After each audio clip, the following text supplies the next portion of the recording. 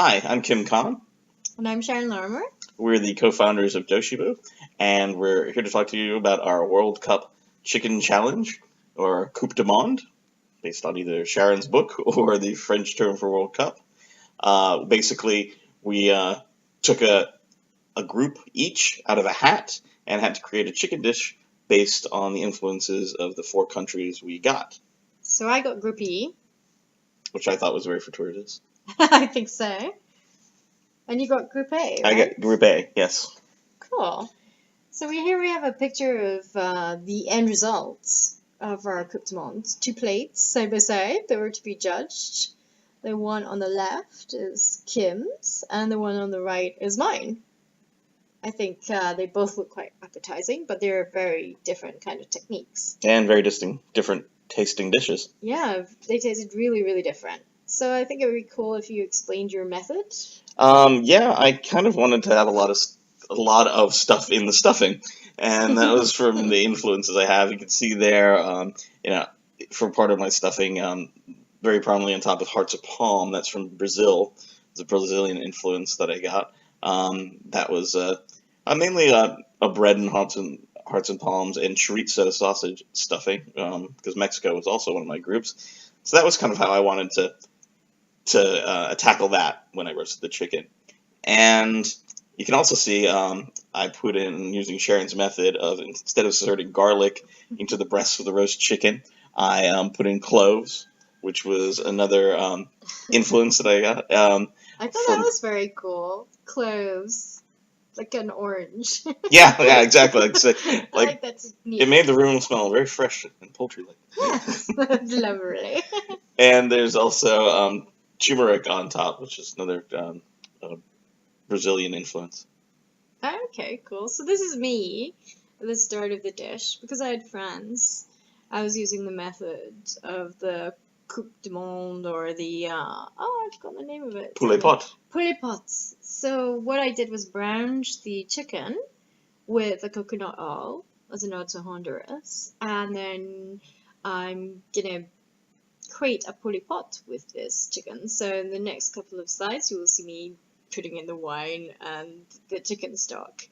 Essentially that went in the oven for about half an hour. So once you brown it, it takes down the time to cook. But mostly the method makes it very juicy and very white, unfortunately, which is why you kind of see it looking a bit whiter than the other dish. It literally blanches it out. It does blanch it a bit. But it's a very cool technique, and it's a very traditional French technique.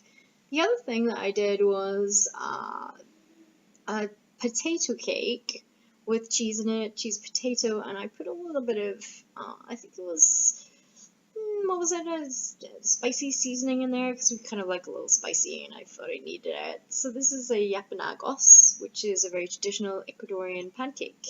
Normally served with peanut sauce, but I didn't use the peanut sauce here. I just took the basis of the dish for the potato section. And Swiss cheese in the... Yeah, Swiss cheese, that's right, of course.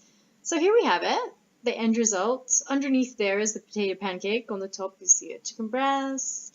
And you can see there's a sauce which is coconut milk and white wine and chicken stock.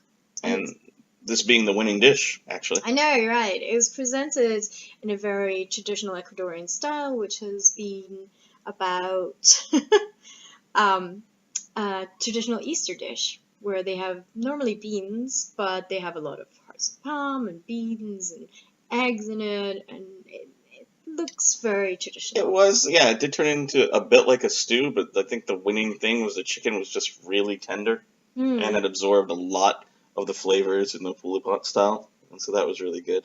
Yeah, they were so close, the different styles of the chicken. I think it was very interesting. Your sort of potatoes were... Yeah, that was my cornmeal, fufu from Cameroon. The fufu, yeah. And with the jalapeno stuffed olives. Yes, and that was very good, right? Yeah. I mean, they were very, very different there. I liked the fufu. I mostly liked your chicken there.